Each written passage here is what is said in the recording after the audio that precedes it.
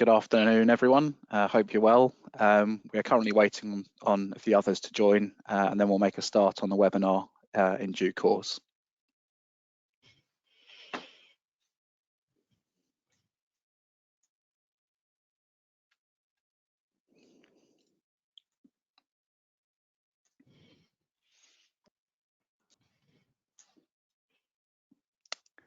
I think the numbers have stabilised, so what we'll do is we'll make a start. So throughout the webinar, please remain on mute for the best experience, and then also if you select speaker view within the software, which hopefully you've all used a few times before, then that will give you the best experience. There's also a question box within the software, which if you have any questions as we go through the webinar, if you submit those questions through there, myself and the rest of the panel will answer these in the dedicated question and answer session at the end. The webinar will also be recorded and then published online after the event. So joining me on the panel today are Ellis Lake and Gillian McGill. Ellis is a manager and works with myself within our professional services team. She's also presented on numerous of these webinars with myself over the last 2 and a bit years and has vast experience in the professional service sector. Gillian is a director within our tax advisory group, specialising in VAT, and joined us recently from another national firm. So with regards to the webinar itself and the format, we've got 3 sections today, one presented by each of us. And as I said, this will then be followed by a Q&A session at the end. So first of all, Ellis is going to cover the SRA accounts rules and provide an update on a number of key matters within there. I will then go through several compliance matters, how these will impact businesses in the short term, and then also how these are intrinsically linked to a number of key business planning points. And then as expected, Gillian at the end will then provide an update on VAT with a focus on disbursements. So I'll now hand over to Ellis to go through the SRA accounts rules update. Thanks, John, and good afternoon, everybody. So as John said, I'm going to be running through a bit of an SRA accounts rules update today. So kicking us off, we're going to look at a couple of problematic areas that we come across quite commonly, those being operations of client's own account and residual balances. And also, which I don't think we've looked at before on one of these webinars, we're going to look at sort of policies and procedures and give you some ideas on things that potentially you could be updating within your firms. So just a bit of a sort of recap on our first slide. We've got the accounts rules themselves, or not just the accounts rules, as I say on the slide. So we've had the new rules in place for 2.5 years, or coming up to 2.5 years. Hopefully you're all now familiar with them, and you know the changes that have happened since the 2011 rules. As you know, they're far less prescriptive. They don't have the detail in them like the old rules did, which some people actually miss because it gives them something to follow rigidly. So all the rigidity has been stripped out. So the rules alone aren't enough. So we've got 2 documents that you need to use alongside the rules, which is going to help you interpret them and make them work for your firms. So they are the guidance and the standards and regulations, so the code of conduct. So I've got links in the slides, and you'll get copies of these afterwards. So if you haven't already familiarised yourselves with these documents, I would suggest going and having a read at a later date. So when the rules were introduced, it sparked lots of questions from law firms, as some areas were really unclear. So this prompted the SRA to update pieces of guidance that they already had on their website and issue additional guidance. And like I say, they're in the slide, and we're going to cover a couple of those today. And as well as the guidance, you've got the code of conduct, and there's 2 of those. So you've got one for law firms and one for solicitors. And embedded within those is a section concerning client money and assets. So within, I think it's 4.2 and 5.1, depending on what one you look at, you've got the code of conduct, which says you must safeguard money entrusted to you, money and assets entrusted to you. So I think the position is clear, and as we drum into it in these webinars, you know, the detail's been stripped out, but the overarching principle is the same, and that's to keep client money safe. The thing is, now you can use your own judgment in applying the rules, so you can make them flexible and work better for you. So I think it's down to firms to review their systems and controls in light of some of these changes, because it doesn't have to be a one-size-fits-all approach. So sort of on that vein, my next slide covers the policies and procedures. So it's really important to have policies and procedures and have these written down and formally documented, and that's both for external and internal reasons. So externally, if you were to get a visit from the SRA, it would be something that you could use to demonstrate to them how you ensure compliance is practiced within your firm. And also for your reporting accountant, your policies and procedures are going to be the framework that they use to conduct their review against, essentially. And then internally, you can use them to ensure you've got clarity and consistency amongst teams.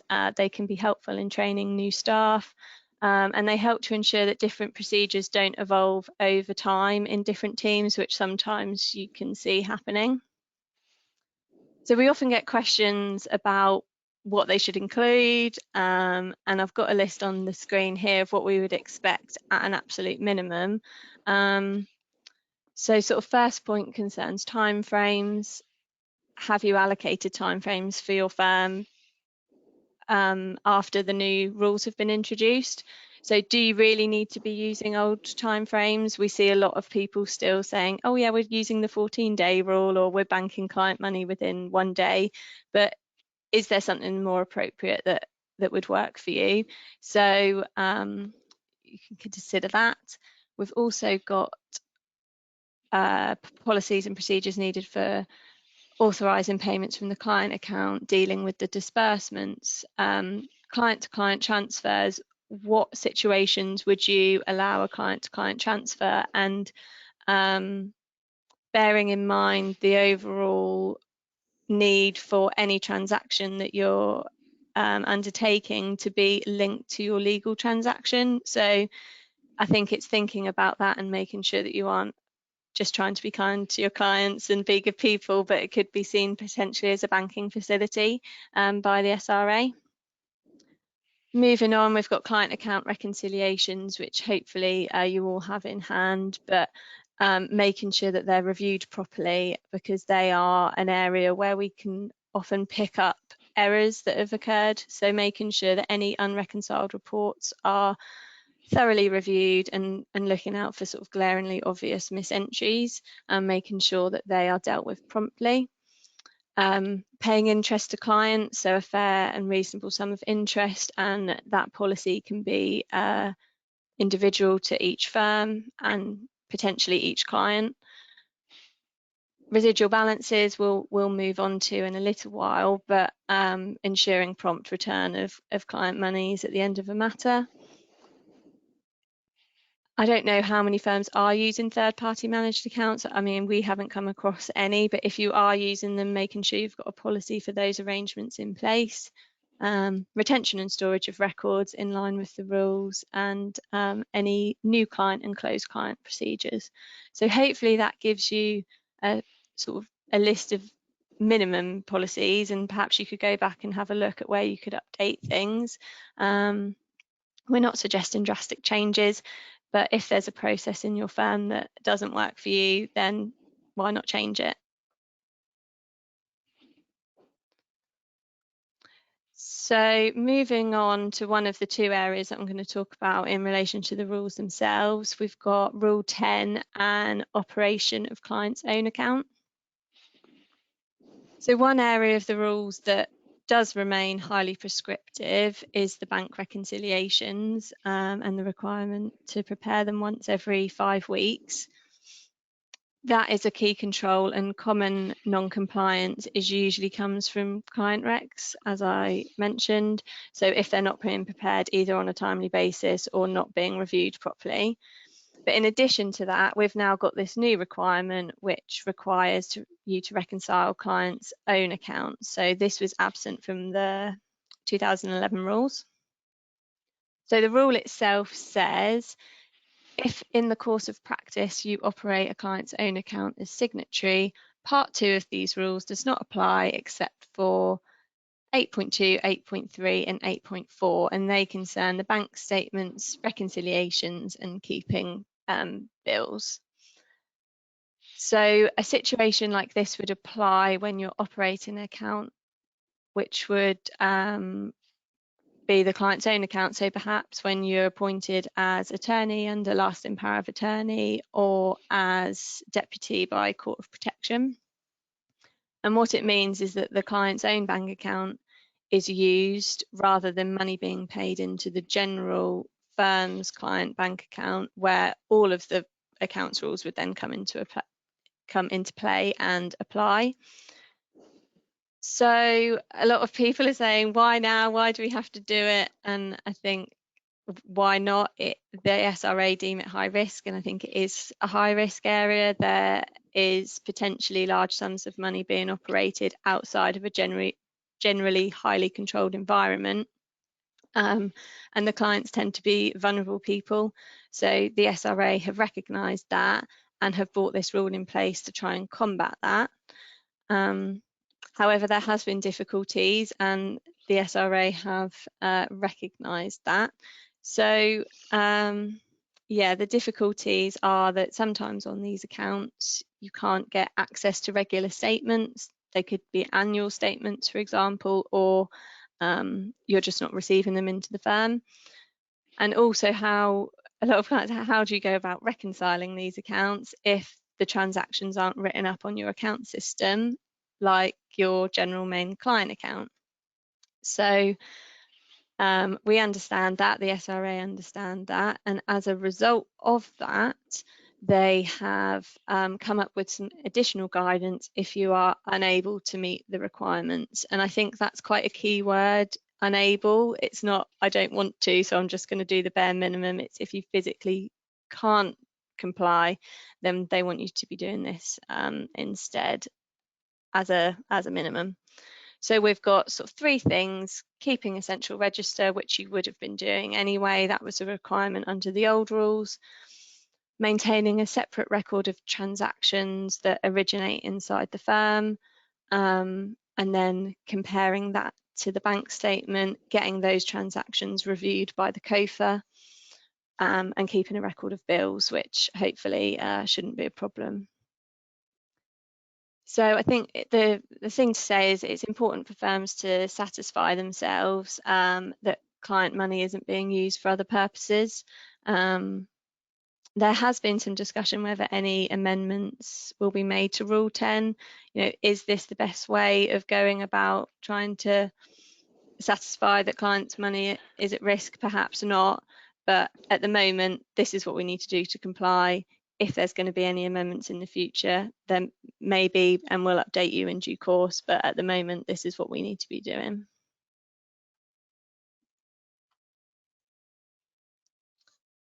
I'm just trying to move my slide along. It's not working. Here we go. Right. So residual balances, the other point that I was going to touch on.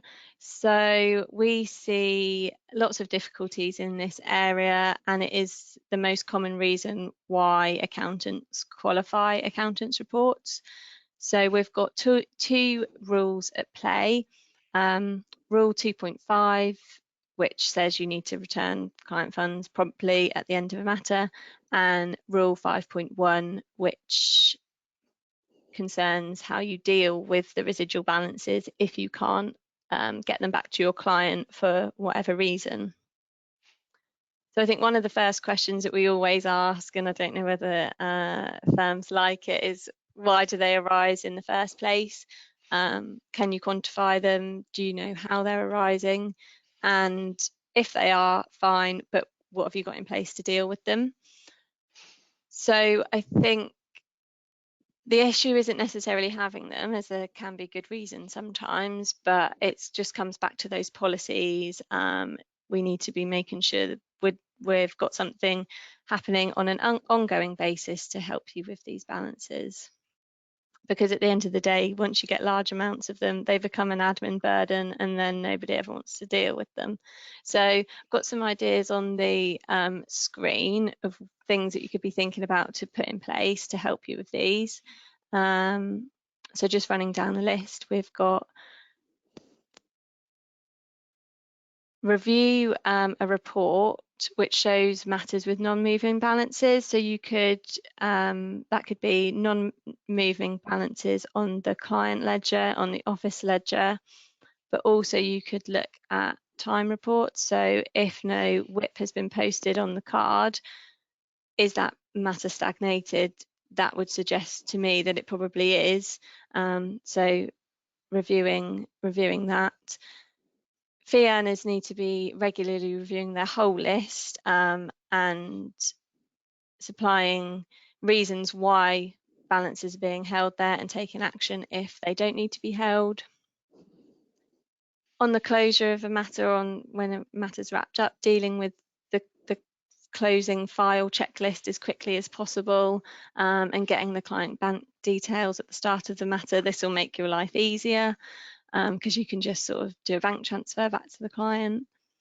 Other things to think about are ensuring good calculations when asking the client for money. We often see it's quite clear that ledger cards aren't being reviewed properly. Before you're asking the client for money, you ask for too much, and then you're left with a small balance at the end, which you've then got to deal with. So if you're just regularly reviewing as you go along, it might just make your life easier later down the line. And having clear policies in your system will demonstrate your expectations, helps with consistency, and assists with staff training. So everything that we spoke about a little while ago. So I think point is there needs to be a plan and action in place to deal with all balances. It should be methodical, you know, don't cherry pick the easy wins, deal with the old ones as well, and hopefully you can make some progress. So just quickly, and I've touched on this before, we've got the sort of 5.1 rule that says how to deal with these balances, and you've got prescribed circumstances and the SRA's prior written authorization. So just to recap on that, you've got the prescribed circumstances deals with balances under £500. They don't require SRA approval to donate them to charity. You just need to take reasonable steps to locate the owner before paying to charity. So things to consider, if you have tried telephoning them, emailing them, writing them letters, you could look at searches on social media, company's house searches, the DWP forwarding letter service, something like that. I think the key thing is you need to make at least 2 attempts, but if you are still having difficulty, you can then donate balance to charity, and that charity doesn't have to offer an indemnity. It just means that if you choose one that doesn't offer an indemnity and the client comes back asking for their balance, you will have to fund that yourself. And a key difference between the sort of two here is any costs that you incur trying to trace a client can't be deducted from the balance. And then on the flip side, you've got sort of balances over £500, not 500,000, and they require the SRA prior written authorization. So at an absolute minimum, the SRA asks you to make use of the DWP letter forwarding service and searching on the internet. So before you do anything, I would do that. It then goes further, and this is all tucked away in the guidance, all of this information.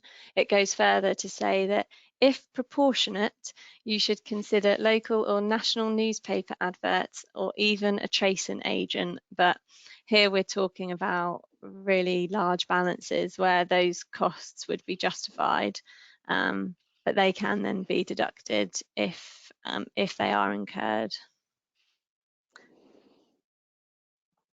So yes, I think I've covered everything there. Yes. So that's sort of the main points that I wanted to cover today. I have just got a summary slide, which I'm trying to get up. Here we go. So in summary, I would look at your procedures and policies and see whether you can make the rules work better for you. Update your systems and manuals and conduct any staff training that you need to on any subsequent updates. And don't forget about your client care letters. Make sure that they're updated for things like interest policy changes, things like that. If you aren't making changes, do your procedures at the moment detail timeframes as per the old rules? So if you're sticking with old timeframes, that's fine, but they need to be written into your manuals because you don't have the rules to fall back on as documentation anymore. Make sure you're using the breach register. We have spoken about that before in one of these, but it is a great tool, and make sure you're using it effectively to identify breaches and correcting them in a timely manner. Material breaches should be reported to the SRA as and when they occur, and not waiting for your reporting accountant to come in. Whilst we await any further guidance from the SRA, make sure you're meeting the minimum requirements in relation to Rule 10 so that your reporting accountant won't consider you in breach of the rules. Yeah, and if you have any questions in relation to the SRA accounts rules or your policies, then please do get in touch with us because we would really love to help you with them. So that ends my section today. I'm going to pass back to John, who's going to give a bit of a business update. Thank you, Alice. So yes, there's a few things I want to cover today with you. First of all, it's some compliance matters, and then obviously, as I said at the outset, how these are then linked to business strategic planning. So with regards to the compliance matters, I suppose as we emerge from the last 2 years, there's been several key compliance updates that have now gathered momentum that were probably put on the back burner during the pandemic. So the first one I want to talk with you today about is just accounting standards. So you have to bear with me. I'll try to make it as exciting as possible. So with regards to the accounting standards, obviously these will affect all businesses, but we'll link them back to professional services firms as we go through them. So a brief history lesson, as I say, I'll make it as interesting as possible. So back in 2015, when the new UK standards were implemented, what the FRC did was they copy and pasted international accounting standards and then tweaked them ever so slightly and implemented them within the UK. The key point there is, therefore, any amendments to international standards are then highly likely to be adopted within the UK. Within the UK, we have 3 yearly updates of the accounting standards, to which the last review was done in 2021. So we're looking at 2024 with a potential implementation date of the 1st of January 24. So one key point I just wanted to highlight today was just IFRS 16, which focuses on leases. So within the UK at the moment, we have 2 types of lease, a finance lease and an operating lease. What IFRS 16 did within the international standards, and as I said, this is highly expected to be adopted within the UK in 2024. What the international standards now do is any lease over $5,000 or 12 months in length is not an operating lease anymore. The lease is capitalised onto the balance sheet as a right of use asset with an associated liability. Then once you've capitalised it at the initial commencement of the lease, the asset is then depreciated, interest charged to the profit and loss account, and then any payments that you make under the lease extinguishing the liability recognised within the balance sheet. So this is obviously quite a significant change in the accounting standards. which I suppose there's two key areas that it will potentially change as well. So if you've got any covenants attached to any bank debt, this will also impact the EBITDA calculation, as you'll now have excuse me, additional depreciation and additional interest being charged in your accounts instead of a lease cost. So obviously for a number of professional services firms where you've got offices which are being leased, these offices, given the nature of those leases and the values involved, would be capitalised onto the balance sheet, increasing the value of the balance sheet, and then interest and depreciation charged through the profit and loss account rather than a rent operating cost. So as I said, if you've got any covenants attached to bank loans, then you may want to speak when the consultation goes out at the end of this year in relation to this matter. And once it's been approved, which as I said is highly likely, then you may want to speak to your bank, obviously looking at how that may impact any covenants that you have. In relation to mergers and acquisitions as well, obviously EBITDA is a key number occasionally for calculating the value of a business. So if you are looking at the mergers and acquisitions route as well, then you'll probably need to look at how any IFRS 16 amendments may affect any business that you're obviously looking to acquire or sell, and how that flows through into the valuation that you've got. So that's the key thing within accounting standards I just wanted to talk about there. Secondly is Companies House reform. So recently a consultation paper has literally just been released by the industry for comment on relation to how they can improve the level of financial information on the company register at Companies House. So there's a number of points within the consultation, but I suppose there's two key things I just wanted to highlight today, which, as I said, are highly likely to go through as well. So the first one is that currently only medium-sized businesses have to file their profit and loss account at Companies House. Small and micro businesses file something known as filleted accounts, which is the balance sheet and any associated notes. What the consultation is recommending is that all businesses, whether that be micro, small, medium, will have to file their profit and loss account at Companies House. So obviously for a number of businesses, then the actual filing of that profit and loss account may cause internal issues slightly, or obviously your suppliers will be able to see that. So that's something just to be wary of going forward. The second one, which is expected to happen at some point, but not introduced immediately, is the time that a company gets to file its accounts at Companies House. Currently, a private company, obviously including LLPs, you get 9 months to file your accounts after your balance sheet date. The direction of travel is that to improve the information at Companies House and obviously make it more meaningful, the direction of travel is that it will then be 6 months for a company to file their accounts on the register after the balance sheet date. So obviously that additional 3 months that you lose, you'll need to make sure that you're in a position to get your accounts filed, signed within that window. As I said, that won't come in the short term, but within the legislation, it's looking highly likely to come in the medium term. The third compliance piece I just wanted to touch on today, which is a very complex area, is the basis period reform. So this legislation has actually been passed. It was passed in the latest finance bill implemented at the start of this year. And the basis period reform will affect individuals and the timing of when profits are taxed. The new rules will come into effect in the 24/25 tax year, with transition in the 23/24 tax year, so not too far away. As I said, the rules are quite complex and are still being finalised, but we wanted to cover a few points today. So the new rules, as I said, will impact all unincorporated and LLPs without a year-end date between the 31st of March and the 5th of April. So according to recent research, this is estimated to be around about 33% of partnerships. Under the new rules, an individual will be taxed on their profit for the tax year rather than their year-end date if it does not fall within that 5-day window which we've just talked about. Therefore, a partnership with a 30th of April year-end will need to transition under the new rules.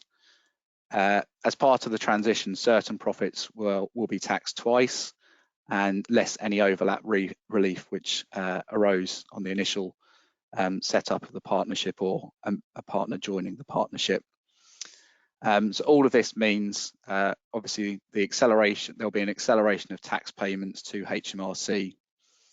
So as the majority of partnerships hold the tax on behalf of the partners, this additional tax, the acceleration of the tax liabilities will need to be forecast into any cash flow projections, obviously coming up in that short-term period.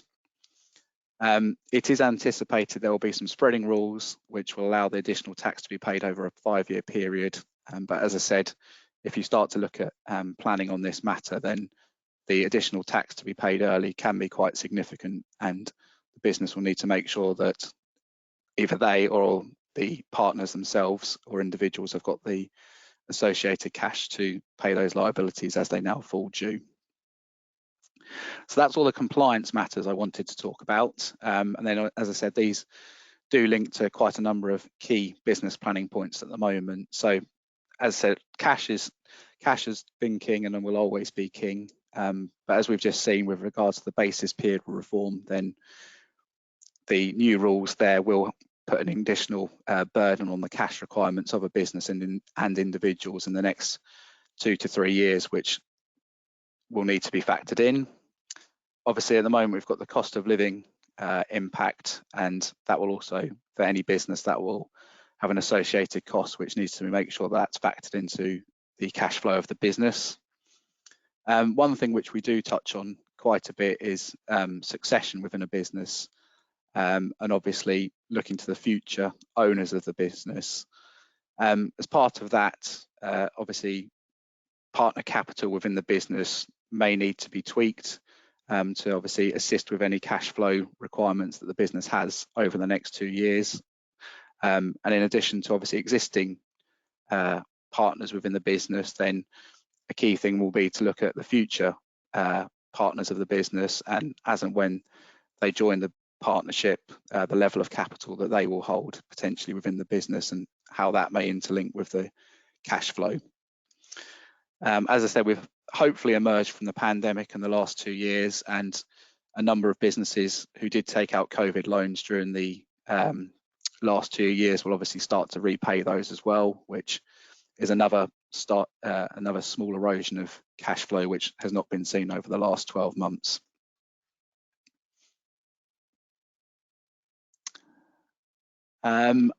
I suppose finally another topic which I just wanted to briefly talk about, and I know it's been talked about an awful lot in the business world at the moment, is sustainability. So at Larking Gowen, we've actually made the pledge to become a net zero business by 2030, to which I'm one of the members on the working group. As part of the working group, we have started to measure our current impact on the environment.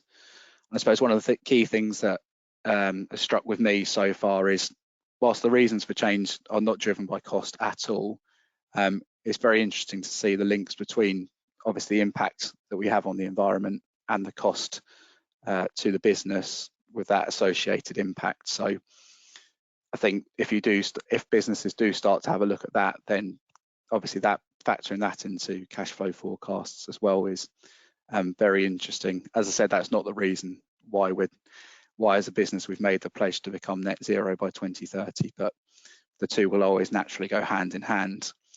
And then I suppose finally bringing it all together, if you do on the sustainability journey have a net zero strategy, I think one of the key things that I've also picked up recently is how that will need to be aligned with the overall business plan, and whether that be delivery of client service and how it actually fits in with the ethos of the business. That's everything I wanted to cover today on business planning and a few compliance matters. So I will now hand over to Gillian for a VAT update. Thank you very much, John. Good afternoon, everybody. As John said, we're going to look at VAT, and I've just chosen to pick on a few of the areas where we do see some difficulties rising, and then looking specifically, as John's mentioned, at disbursements. So first of all, a recap of how the tax is structured, just to make sure we've got the framework of VAT in our minds as we're talking about it as we go through this presentation. So we've got inputs that come into the business, and some of these are the costs that may bear VAT, some of them might not bear VAT. Then we've got your VAT registration in the middle, and that's where the magic happens. And you add your USP to whatever it is that your firm does and generate your outputs on the right-hand side of our slide. Now, for professional services, the overwhelming majority of those will bear VAT at the standard rate of 20% as it is currently. But you may also have some exempt income. Now, John talked about leases earlier, and where you've got a lease of a property that you haven't chosen to opt tax, that may generate you some VAT exempt income. The extent to which you can recover the VAT that you've incurred on those inputs will depend upon whether they are directly and immediately linked to your taxable outputs. And taxable in this context is income that is charged to VAT at 20%, 5% or 0%, but crucially not your exempt VAT income. So any VAT you incur on costs that relates entirely to any exempt income that you might generate, that is not recoverable and becomes a cost to your business. Move on, please. Thank you, Alice. So when do we need to account for that VAT, where we are charging VAT to our clients? The basic tax point will be when your services are completed. So VAT has to be accounted for at that point.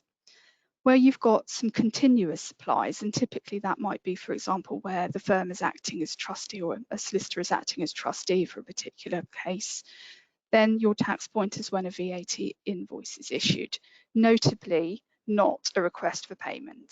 Those aren't VAT invoices. We don't account for VAT on the issue of those, only on the issue of a VAT invoice or where payment is received after you've issued your request for payment, presumably.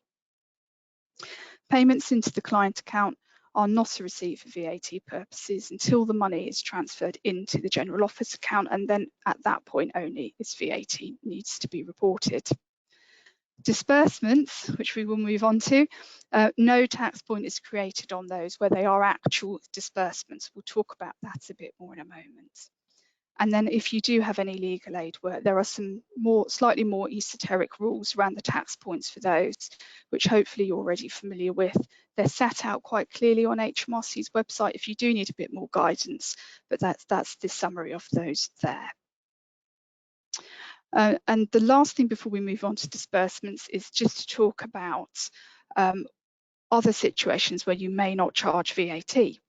And since we have left the European Union, there has been a subtle change in when VAT is charged to non-UK clients and when it isn't. So just a small summary of the rules there. Broadly, if your client is resident or established in the UK, you will charge UK VAT to them. And if they aren't, you won't, except if you are dealing in a transaction which concerns UK land or property. And that really, we're talking there about a buy-sale type transaction or work on granting a lease or entering a lease over a UK situated property.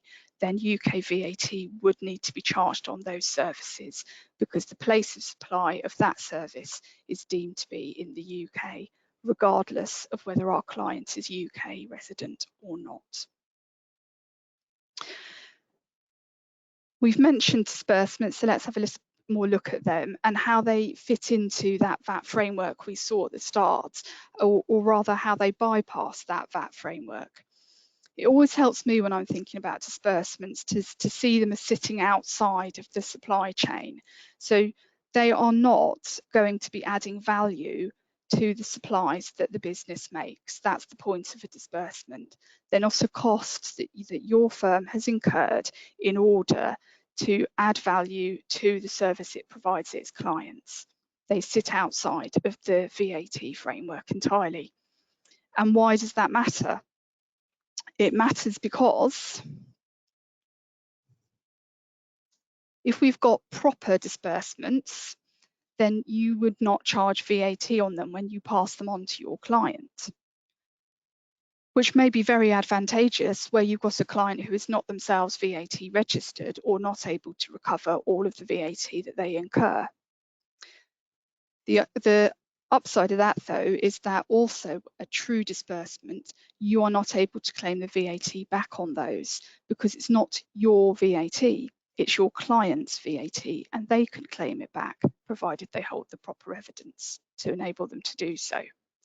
So you can see why HMRC can get quite exercised about disbursements, because in their mind, there's a risk there that VAT doesn't get charged where, in their opinion, it should be. Hence why we have had a fair amount of guidance from HMRC and also some case law on that matter. So according to HMRC, these 8 conditions must all be fulfilled in order for something to qualify as a disbursement and to be treated as outside the scope of VAT when you pass it on to your client. All 8 of them must be met. That's their opinion. It has been challenged in the courts, as we'll see. But this is their starting point, and this is what they will expect to look at should they ever come and review your VAT reporting. I would draw your attention particularly to the ones that are sometimes difficult to meet the conditions of. The customer has received, used, or had the benefit of the goods or services. So not you, your customer, your client has received the benefit of that purchase. They had the responsibility for paying for them, not you. You may have done it on their behalf, but it was your client's responsibility to make that payment. And they knew that the goods or services were going to be provided by another supplier. So your client was fully cognizant that it wasn't your firm providing that particular service, but somebody else, a third party. How do you document all of that? Well, it needs to be carefully managed, and it can be quite a challenge. So what happens if we are looking to invoice our clients? This is an example of how disbursements might appear on an invoice that you raise. And you'll see that we have got some examples of costs that are incurred which would not be treated as a disbursement for these purposes. The typical ones will be things like travel costs, so your train fare, postage costs. Those are not disbursements. They are merely costs that are a component of the service that your firm provides to its clients. And you'll note from this example on this invoice that what the effect of that is it turns something, train fare, which is 0 rated, postage, which is exempt, into an item that is subject to VAT when you charge it on to your client. So you're adding VAT to something that ordinarily wouldn't be, which obviously if you have a client who is not able to recover VAT, increases their cost. Then if we look further down on our invoice example, we have got what I would call proper disbursements. We have got disbursements that have been incurred on behalf of the client, and they fall below the VAT line because we're able to treat them as falling outside the scope of VAT because they fulfill all 8 of those conditions that HMRC are looking for us to provide. On a practical note, what can be very difficult about disbursements is not only knowing if you've got disbursements that meet the HMRC requirements or not, but also that if you do have a client who is themselves VAT registered and wants to recover the VAT they incur on their costs, they need a VAT invoice that's addressed to them, not to your firm, in order to have the evidence they need to recover the VAT. Now, if you're incurring the disbursement on their behalf, if it has VAT on it, that invoice is going to be addressed to your firm, not to your client. So that won't give them the ability to recover that VAT, and it will become an extra cost to them. So in those situations, what you may choose to do is to put your firm in the position of an undisclosed agent. And what we mean by that is that you treat those costs that you've incurred for your clients as both a purchase by your firm, so you're able to recover the VAT on them, and then a sale on to your client, so you charge the VAT. So you get a nil net position in your firm's VAT reporting. But importantly, from your client's perspective, they will then have an invoice addressed to them with VAT showing on it, so that if they're VAT registered, they're able to recover that VAT and it doesn't increase their costs further. It does need some really careful management though, as I've said, because the timing is really important. You may well be incurring costs that you would like to treat as disbursements for your clients over a period of months. You can't recover the VAT on those until you simultaneously charge the VAT on to your client. So there's really careful timing management that's required there in order to get this treatment. The classic one, and that's been subject to a fair amount of HMRC attention, is property search fees and whether those are disbursements or not. A while ago, HMRC allowed certain concessions in relation to items, allowing them to be treated as disbursements, even though they didn't meet those 8 conditions that HMRC have set out. And the classic one there was in relation to local authority property search fees. So those would, not all of them I appreciate, but some of them would not be subject to VAT when the local authority makes their charge for doing the search, and therefore you want to be able to pass it on to your client without having to add VAT onto that charge. If they met the requirements of a disbursement, happy days, you can do that. If they don't so, then you were reliant upon this particular concession in order to pass them on without the addition of VAT. That's all been challenged by HMRC. They don't like it anymore.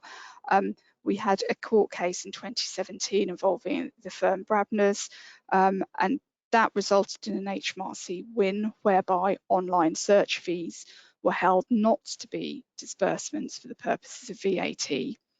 We had a bit of a period of time where there was a bit of a hiatus and some discussions that the Law Society were having with HMRC and other professional firms.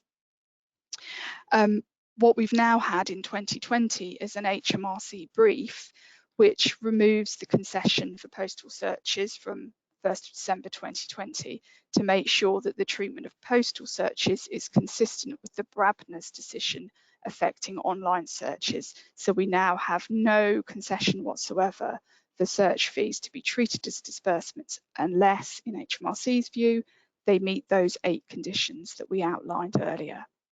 So the key thing to note there is that where you've got search fees, or indeed any fees, but search fees are the obvious one, where they are not subject to VAT at the point at which the charge is issued in the first place, that may well require you to then start charging VAT onto your client and increase the cost to your client on something that would otherwise be outside the scope of VAT. For those of you who want to do some extra reading, the 3 lead cases in the area of disbursements set out for us there. We've touched on Brabner's already. The Prosser case, which is the most recent one in 2019, didn't concern disbursements per se, and therefore it's not a binding decision with respect to the treatment of disbursements. But we did have some interesting comments made by the judges in that particular decision, and they were indicating that their view was that in order to be a disbursement, the intermediary, i.e. your firm, has to be acting only as a postbox and nothing more in passing on that cost to the client. As soon as it's incurred in order to form a part of your report or your advice to your client, you're doing something more than merely acting as a postbox. And it does seem to be HMRC's opinion, and the courts are moving in the direction of saying that that would not be able to be treated as a disbursement.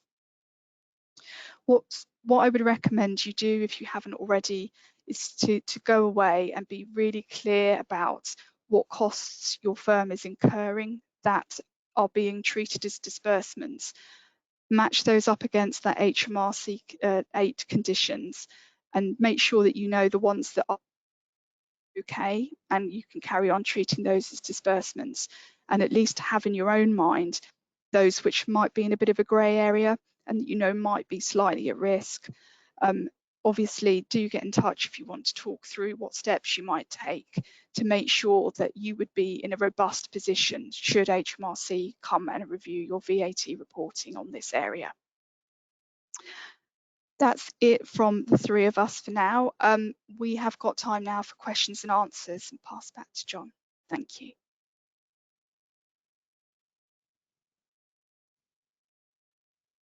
Thank you, Gillian. We've got a couple of questions that have come through, and obviously, if anyone's got any other further questions they wish to ask, then please do, either through the webinar or obviously contacting one of us afterwards. One's just in relation to new accounting standards, and obviously I've talked about leases. Are there any others expected in 2024? The only other international standard expected to be implemented in 24 in the UK is in relation to revenue, and at what point does a business recognise revenue? I won't bore you all now. It's a very complex methodology, but in essence, it looks at a 5-step model in relation to as and when a business recognises revenue. So that's the other key item expected to come in there. And then there's one in relation to the SRA accounts rules for you, Alice. Is obviously we've got the new rule. We've had the new rules for 2.5 years. Are the SRA expected to have any major tweaks to the rules in the short term at all? Well, we have we've got the 1, 3 and 5 year reviews from the SRA, so it's whether anything comes out of those. I don't anticipate any large changes to the rules themselves, perhaps just some more robust guidance to back up some areas, in particular the client's own account reconciliations would be my guess, but other than that, no, nothing rumoured so far. Thank you. They are all the questions we've had so far. Obviously, I know we've not got one on VAT, but Gillian's obviously gone through an awful lot of detail there, and everyone's probably taking time to digest that. So obviously, thank you very much, everyone, for attending the webinar today. As I said, there will be a copy of the recording available online in due course. And if you do have any questions in relation to VAT, business structures, SRA accounts rules, or anything else, accountancy or tax, then obviously we're here to help. So thank you very much, and enjoy the rest of your day. Thank you. Thanks.